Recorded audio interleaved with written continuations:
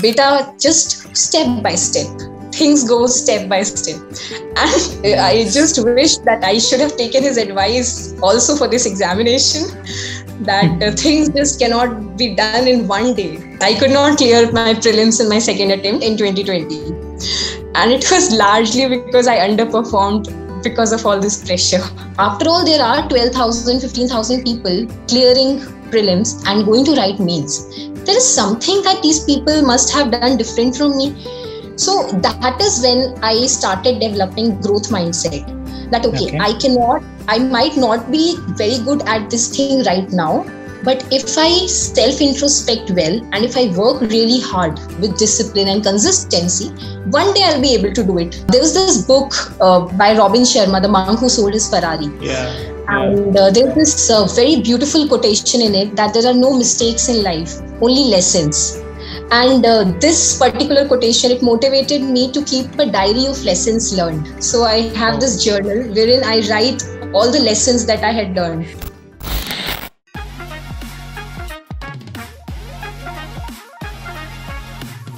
Hi everyone. Again, welcome to this another episode of Raw and Real. Today I have with me Vaishnavi Paul, who is AIR 62 this year. And her story is, dare I say, one of the most cute and hugging story, which I've got a very small glimpse of in the last 5 to 10 minutes. She hails from Gonda. She did her class 12 till there, and then she came to Delhi, went to DU, went to SRCC, did economics there, and is pursuing masters. And her journey has been full of experiments and nice serendipities, and a very, what I would say, like funny incidents coming together and making this whole thing worthwhile. So I'll let Vaishnavi carry this conversation, beginning with why was it that you were so inspired to take up some public service job right from your class 4th, versus tell me, which we didn't, some of the things we did not get into, how did it shape your 11th and 12th, and then finally you're picking up the college. You went to SRCC, which is full of folks who are massively ambitious. You take up entrepreneurship, a lot of them go to public services, etc. How was your college life like? And then we'll deep dive into your 4 attempts, the 4th one being the most successful one, and what the whole UPSC journey entails, right? So Vaishnavi, we are, किसी को कुछ time की कोई कमी नहीं है, आराम से लोग सुनते हैं रॉ एंड रियल कॉन्वर्सेशंस, आप विस्तार से पूरा टाइम लेके बताओ, what's been your journey like? Okay, namaste, and first of all, thank you for this very kind and sweet introduction. My journey, I come from Gonda, Uttar Pradesh, as you've already mentioned. And yes, as you mentioned, I was tilted towards civil services right from somehow my class 3 or 4. And the reason was that my father, he introduced me to newspaper reading from a very early age.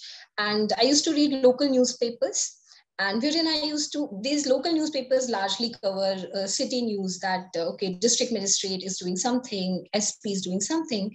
And when I used to read that, I used to feel that, okay, who are these people who can solve almost every problem? And who are these people who can utilize their resources, who can utilize their job to touch and improvise on lives of millions of people? So that is how I got tilted towards civil services. And when I grew up, then I started understanding more and more about this examination, more and more about what IAS is, what IPS is, and what other central civil services are. And that is when I started tilting more and more towards civil services. That is when my resolve of becoming a civil servant started becoming stronger and stronger. Did you ever get to meet anyone, any officer in your city, district? I mean, because there was so much. You did? Okay. I did. I met district magistrates, many district magistrates. I met divisional commissioners. A lot of them used to come as chief guests to our school. And I sometimes being the head girl or being the host of any ceremony, I used to interact with them. And then I used to get very, very motivated. I still remember one of the IS officers, very senior IS officers, and I'm sorry, I cannot recall his name. he asked me, I was in class 10th, and he asked me, what do you want to do? And I had a huge list of things ready that, okay, first I want to top class 10, then I want to top in class 12, then I want to go to SRCC and complete my economics honors, then I have to sit for civil services. And he very calmly smiled, looked at me, and he said, beta, just step by step. Things go step by step. And I Nice. just wish that I should have taken his advice also for this examination, that things just cannot be done in one day, especially a lot of things like essay and ethics. They improvise step by step. Our problems, our weaknesses, they get improvised step by step. So yes, I did get to meet a few of them, and that eventually strengthened my resolve even more. Class 11th and 12th, no, civil services did not impact a lot of my class 11th and 12th choice of subjects. I was inclined towards economics, once again, because of newspapers. We read a lot that, okay, rupees trading, rupees going up and down, this is happening, that is happening. So I used to wonder that, okay, what is this thing? How all these things happen? And that is why I chose economics. But yes, the idea of civil services and my resolve for civil services, it impacted two things in my life. Every moment I used to think that, okay, what can I do to become a better person who would be sitting in the exam and competing with such good minds of the country? So I focused a lot on my knowledge system. Wherever from I could get knowledge or understand. That is why I think my hobby is reading. Fiction, non-fiction, largely fiction, but a lot of my idea was tilted towards what can I do to become sharper, so that when I get the fortunate time, I would sit for this exam and this is right from class 11th. I mean, this is right from when you took it seriously? Yes, it is. From somehow class 9th, even from class 9th and 10th, that is when I started reading Times of India. That was the only English newspaper that used to come back in my district at that time. And e-subscriptions and all, I was not very well aware of. I don't even know if they existed when such nicely when I was in class 9th or 10th. So this was majorly about class 11th and 12th. And then college, I came to Delhi University. And when I calculated this age thing, because you cannot sit in civil services unless you are 21 on 1st of August. And I knew that I would be 20. So I knew that I had 1 year after my college to prepare very nicely for this exam. So that thing, and also because I got my favorite college and the course of my dreams, I thought that I will be devoting my entire time to understand and become a good economics student. So in college, I devoted my entire time to learn economics better, which I think helped me in my optional as well. After that, hold on. So you were through and through great with studies, I'm assuming, right? 10th, 12th, and this was all planned. You wanted to land at SRCC with economics, right? Yes, being great with studies is a very huge compliment.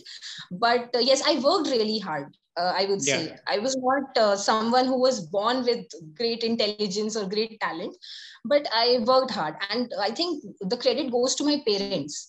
They had put education before everything else. And especially my mother, she's a teacher. So for her, education, discipline, punctuality, these things come before everything else.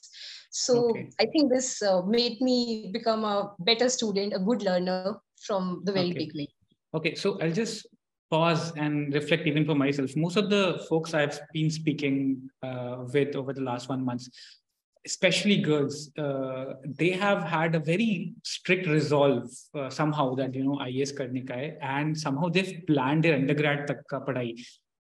This is the focus. So that, like you said, right, I used to scout for knowledge wherever I can, because God knows who are going to sit in the exams with me. And, I have to be the brightest among them, or at least in the top echelons to crack this exam.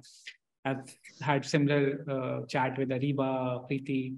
And then somehow even in your case, what happened was when the first brush with reality happens, and there are some setbacks and some humbling, which is somehow perhaps for the first time. I even spoke with Riju. She was a topper from MP. Some of them have picked up humanities after topping 10 because you know what IAC निकालना है. And the story is so nice because then वो कहते हैं ना विजय रथ पहला रुकता है जब पहला prelims नहीं निकलता या prelims निकलता है means रुक जाता है. So how was it then? You took 1 year to prepare for this exam before you attempted. And what was the first attempt like? So 2019 is when my first attempt was, and I cleared prelims. And I cleared prelims not by a very huge margin, but by a safe margin. Now, the problem was that I did not look forward because I had this idea that I can cover a lot of syllabus in less time, right from my school and my college days. So I took this exam like a school or a college examination that, okay, I have cleared prelims. I have these 2.5 months or 3 months. And now I will be just sitting and reading all these topics for the first time. And I would be going and writing really great answers in mains. Okay. And that is where the first mistake happened. Okay. And my first lesson came that never ever give prelims unless you are so well prepared for mains that you can just walk in the mains exam hall 1 week or 10 days after giving the prelims. That is when my first lesson came. So that was the first thing. Mains nahi nikla. 2019. I wrote mains, but I couldn't clear mains. And you knew it while you were writing mains. You kind of knew it that ye phas jayega ye wala mains. Actually, yes, I did know this because uska reason tha, there was a huge chunk of preparation that was not done. Optional, for example, optional paper 2, I had not touched before prelims. Optional paper 1 also around 40 to 50% was untouched. I had touched only those areas that were covered in my graduation. And for various other subjects, then like for essay and for ethics, answer writing was not touched.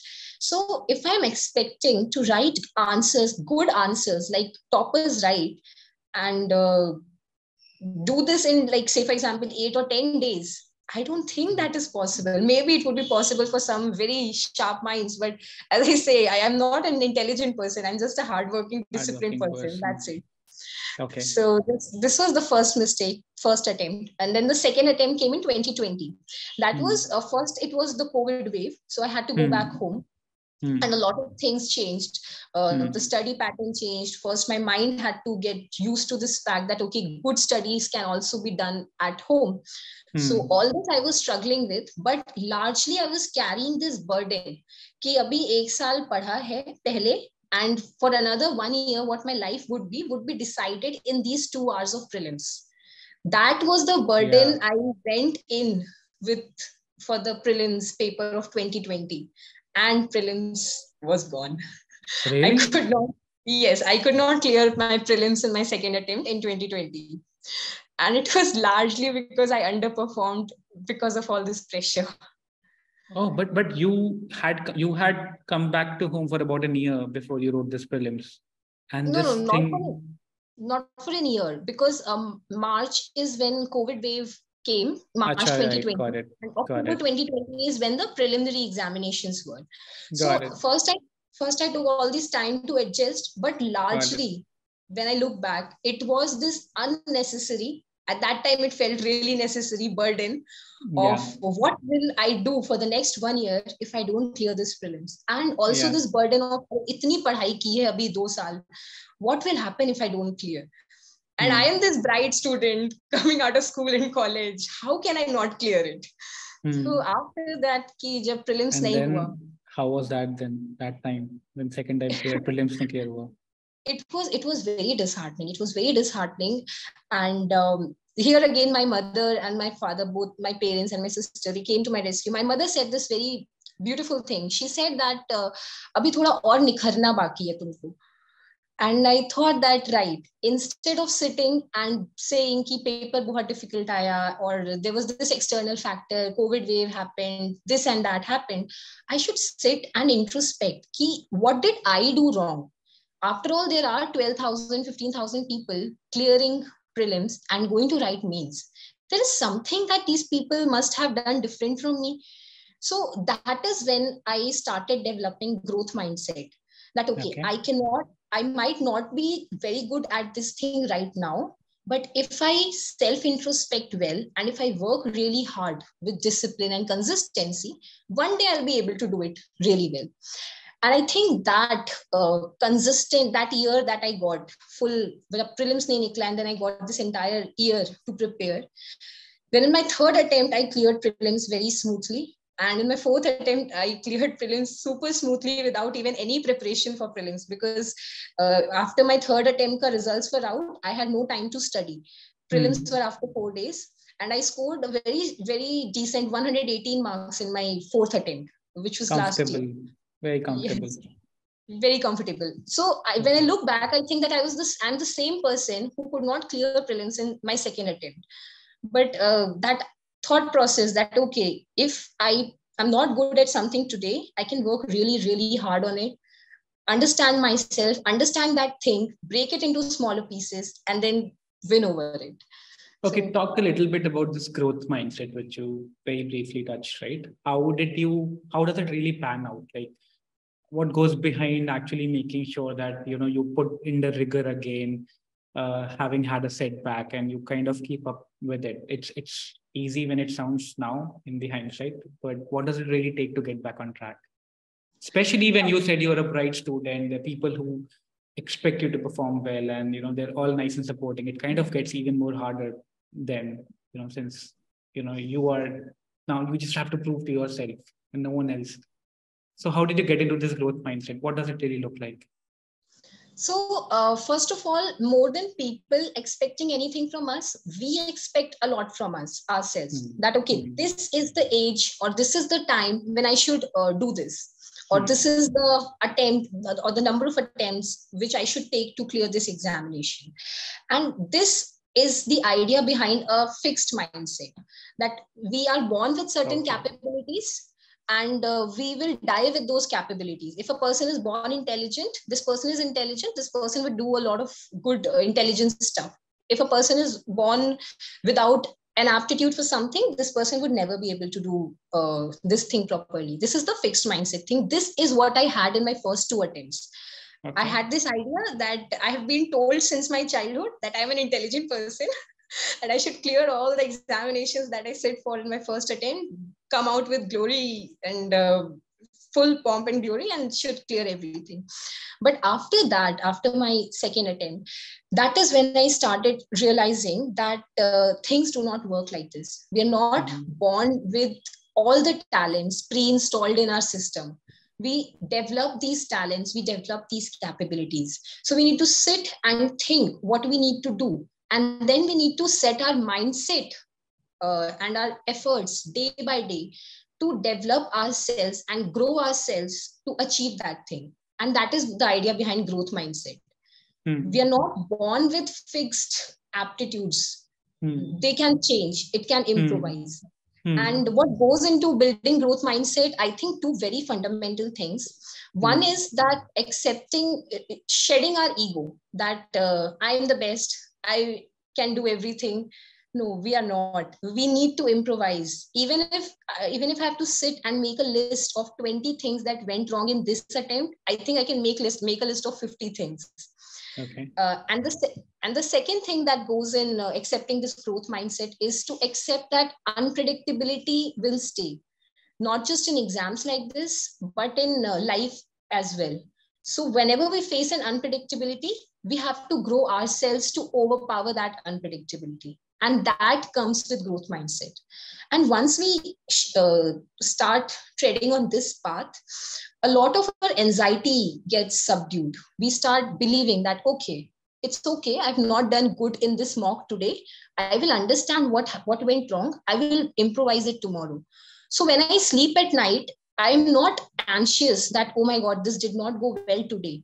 I'm excited that what will I do tomorrow to grow myself into a person who would achieve that thing that I could not achieve today.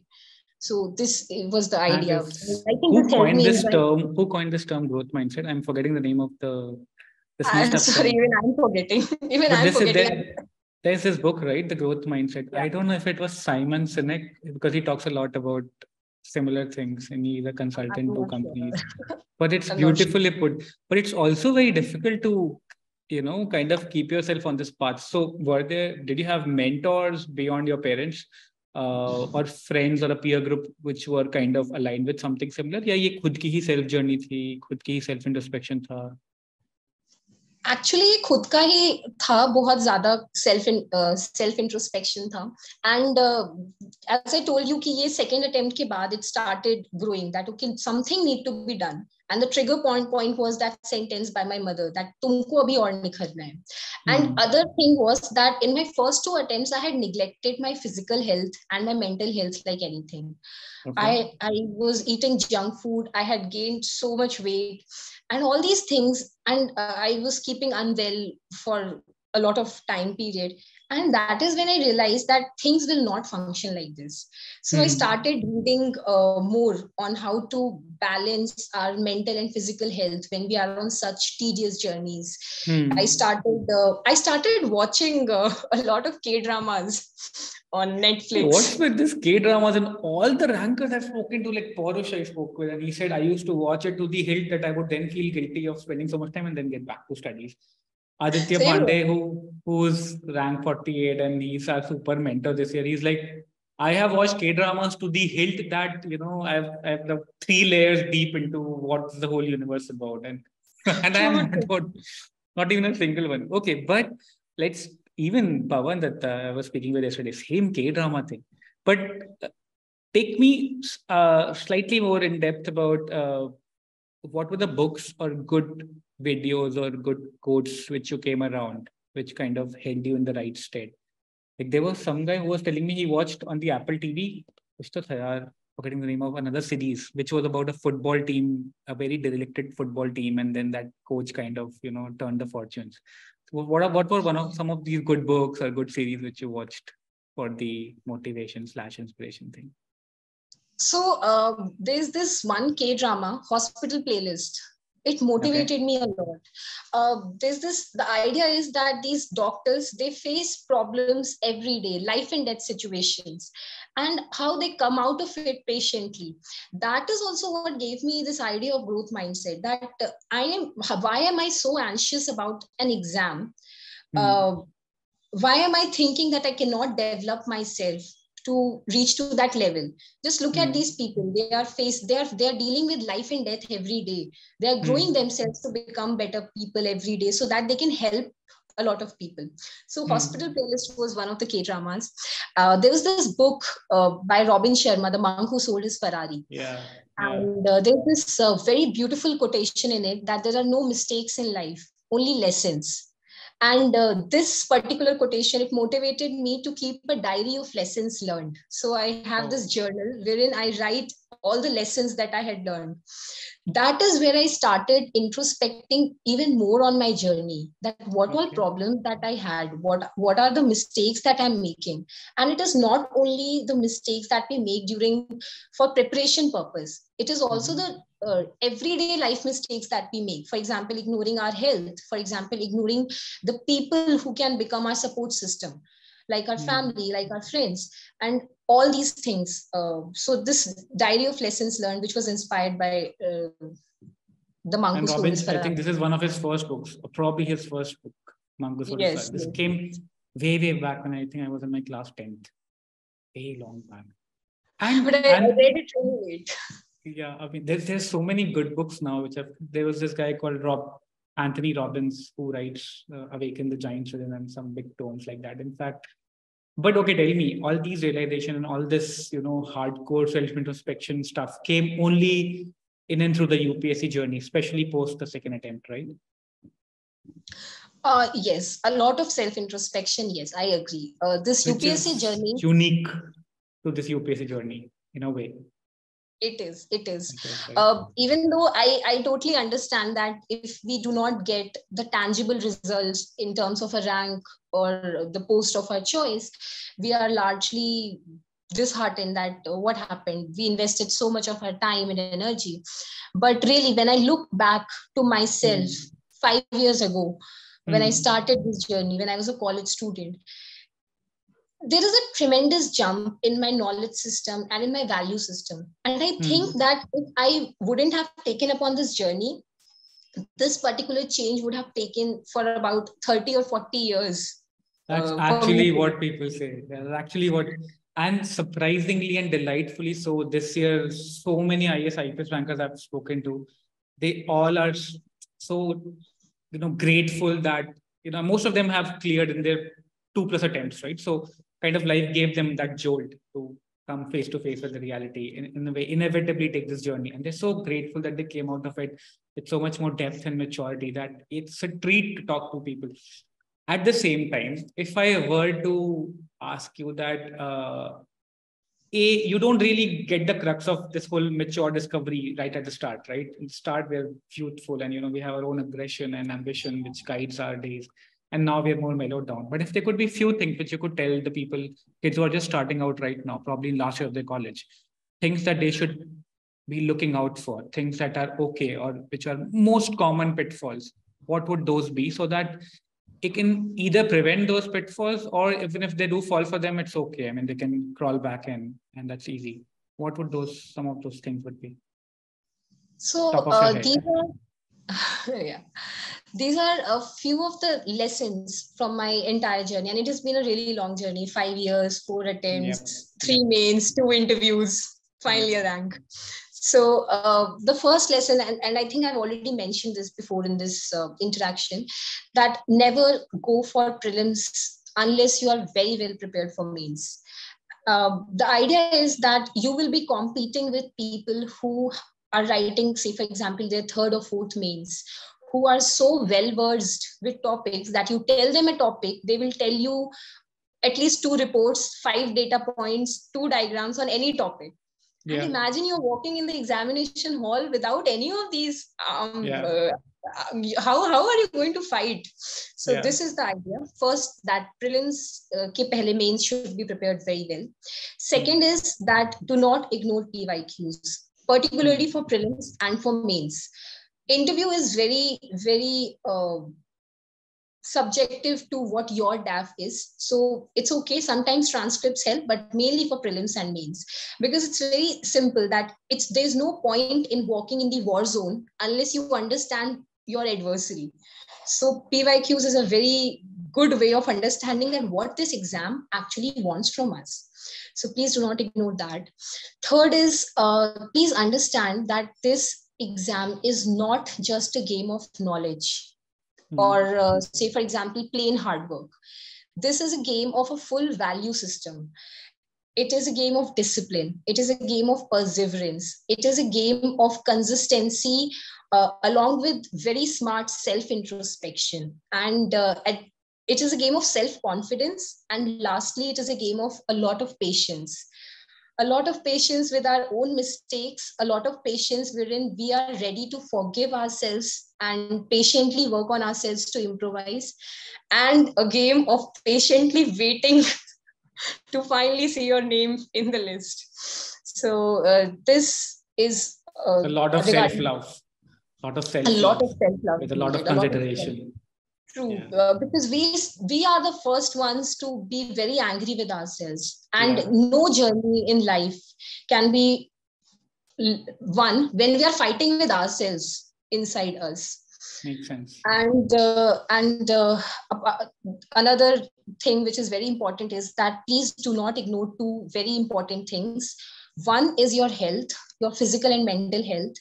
And another is your support system, which includes of the most important people in your life. Because on your happy days and on your successful days, it is useless if you do not have your physical and mental health and all these people to celebrate along with you. And when you fall, if you do not have your physical and mental health and the support system, it's very difficult to rise up again. These are the things that push you again. Okay, one day more, one moment more, one step more, and finally we somehow can reach the end. So these are some of the... Awesome. You spoke a lot about support system. And I'm assuming that isse pehle academic life and college life would have been smoother. So the real test of support system, or your having taken them for granted, would have come only in the UPSC paraphernalia, right? Is there something you can share, an experience that when you realize the importance of this, that you're now, putting it on stake, yeah, I can't take this for granted, and oh, thank God this is there. वरना मेरे self doubt मुझे मार जाते वगैरह वगैरह. Is there something which incident you remember? Yeah, many a times, and particularly I'm a person who has fortunately been very well pampered with a very good support system. My parents, my sister, my extended maternal family. I meet really good friends. Somehow I get really good people in. I'm very lucky in the people's department thing. Awesome. So, but the problem is that I used to take them for granted. At least in my first attempt or for my second attempt, I did not. I was when I was studying, and I did not take calls, for example, or did not talk. But after my second attempt, I realized that a lot of stress releases if we just go and sit with the people who love us, who only think good about us. So just go and sit with them. That is what I experienced firsthand because I was at home. If I would not have been at home, had Corona, a pandemic wouldn't have happened, and then maybe it wouldn't have changed. Maybe it might be, or maybe it would have. So you had a very non-judgmental atmosphere at home throughout this whole journey. I mean, none of those regular shenanigans which जो हमारे माँ बाप and रिश्तेदार usually करते हैं कि अरे निकला कैसे नहीं, you were academically so brilliant and maybe something is missing or not. None of those things. I just mentioned, I am very fortunate in the people's department, really. Very, very supportive support system. Very supportive. Really yes. As I said, my mother, she did not say anything else. She just said, "Abhi aur nikharna hai." And my father, I remember in my third attempt when I reached an interview and I could not clear. So my father, he did not say anything. I was very silent. I did not say anything. I did not know how to process this information that I have not cleared this exam and there are 4 days in prelims. What will I do? He just came, he hugged me, he said, अगर मजा आ रहा है अभी भी journey में तो करो, तो मैं पीछे खड़ा हूं, और नहीं मजा आ रहा है तो जो करना है करो, तब भी मैं पीछे खड़ा हूं. That is so nice. I know. Nice. And then my sister and even my friends, we know you can do it. We know something is happening, some mistake, internal or external. It's okay. We'll just wait patiently. They never said that you wait patiently. They used to say we will wait patiently. So I used to feel that, okay, I'm not standing alone here. I have a lot of people backing me up. Even if I fall, I have a really good support system, which will stop me from hitting the ground. So beautiful. Okay, we'll come to the last segment of this. Now, tell us about this awesome last interview that you had. And you mentioned that you were almost flying and according to you, just went like a breeze. What was the board? You scored 193 eventually. And what was the board like? What kind of googly questions did they ask, which you fielded nicely? How did it go? So it was Smitha Nagaraj ma'am's board. And honestly, in my previous interview, last attempt, I had scored 173. And I was expecting really good marks in that interview. Even though 173 is still fine, but I was expecting 190 plus because of my mock interview experiences. So, but eventually I think the type of questions asked matters a lot in how much we'll get in the interview. And this last time, 0 situational questions were asked, very factual or mains-like questions were asked. So I think that I did not get a lot of opportunity to express myself. This time, a lot of situational questions were asked. I remember one very interesting question was asked that if you are the district magistrate and the SP was not at very good terms with the previous district magistrate, how will you break the ice? So I answered that first of all, I'll have to go without any prejudice, that he or she is also a civil servant who would want to do good for the people. And secondly, I've observed that when we talk to people about their field and listen to their ideas with respect, that is how very good conversations are built. So I will make sure that I sit together with the SP and make him or her update me on the law and order situation. So then I was asked that, what if you're going on Thana inspections and the SP is very angry that, okay, now today she has come, she's also like the previous DM.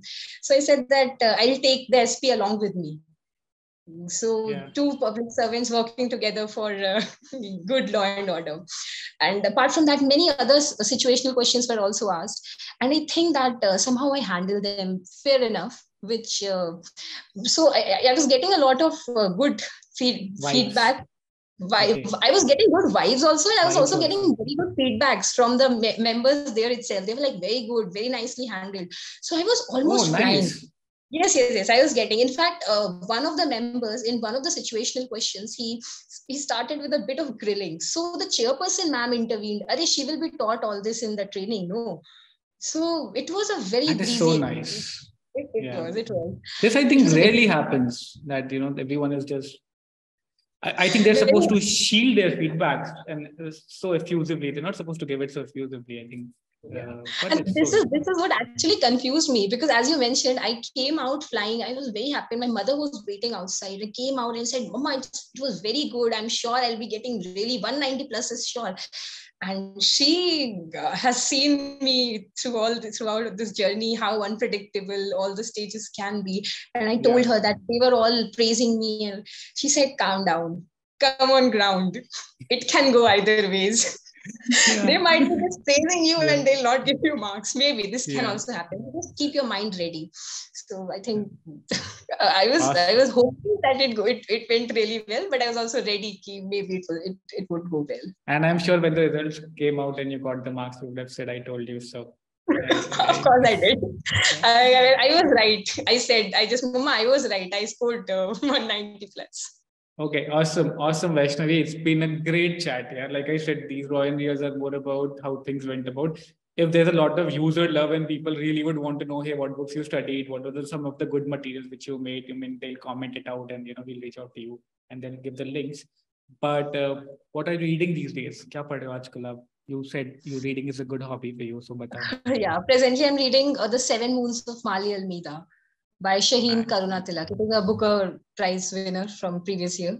He's the guy who wrote Chinaman and Talks of the Dead, right? He's the guy. He's a Sri Lankan guy. Yes, right? It is a satire on the Sri Lankan Civil War, and he writes mainly on the Sri Lankan. His previous 2 books, one of them is Chinaman, which is about that cricketer, I think the bowler from China, spinner, Pradeep Matthews or something like that. And the second one, Talks of the Dead, something, which is equally amazing. And this is his 3rd one, I think. Yeah, but I have not read the previous 2. This is the first one that I've... Amazing author. He's amazing. I'll be reading it for sure. Great. And what else? And एक time पे एक ही book पढ़ते हो या you have your hands full? So this time I decided that because I'm very well tilted towards fiction. So I had to develop this habit of, once again, growth mindset. I had to develop this habit of reading non-fiction. So I decided that with all my meals, I will be reading 10 pages of non-fiction. So presently, I'm also reading Hitler's autobiography, tilting towards non-fiction. So, okay, awesome. I will... On WhatsApp, I'll recommend you some good books. I have a stack of library and I rarely get time to read. But if you are in Delhi and if you get to go to Janpat, there's this new book land ka Golsa bookstore. I don't know if you've seen it or not. The owner of that bookstore, Salim Bhai, is a voracious reader. The bookstore is very sparse because he hates stocking up those, often asked for books like Chetan Bhagat and all these guys who bilkul sparse rakhte hain. But if you get to have a conversation with him, he generates amazing novels from the past and he goes to Daryaganj and picks them up for you. And he's a beautiful person. So he has my library stacked. मैं तुमको कुछ दूंगा WhatsApp पे, depending on the taste, and would love to catch up. Thank you so much. Awesome. Thanks for this chat. Had a great time talking, even though this is the first time we're speaking. Yes. Best of luck for your XC. And hopefully we'll touch base. It was great talking to you. Thank you, Vaishnavi. Yep. Bye. Thank you.